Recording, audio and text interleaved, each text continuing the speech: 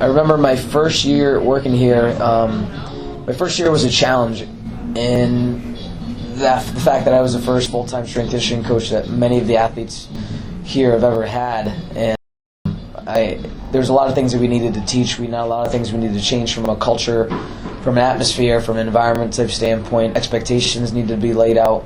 They all needed to be held a little bit more accountable for their actions, but also for their teammates' actions. And basically, we just needed to create much more of a team environment and team atmosphere that was going to form a foundation for future success.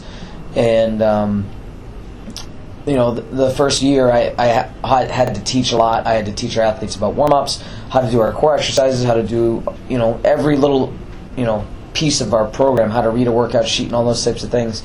And it got to the point in the spring semester where I often had to start a session, which is pretty normal, but I tested out. I did a test on a women's ice hockey team, and I kind of sat in my office and waited to see what they would do. We usually start at 2:15, and I wanted them to figure out, okay, if Coach B is, we just start on our own, or should we, are we going to wait for them? And so it was a way for me to kind of test them to see, okay, will they take some responsibility of themselves, and they know what to do, and basically will they do it on their own?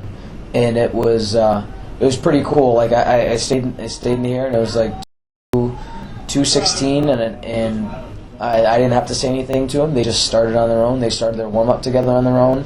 They started going through their core, and I stayed in here for 5 minutes and just sat and I watched and I listened to them. And you could start to hear, they would say that the same things that I was preaching to them all year long.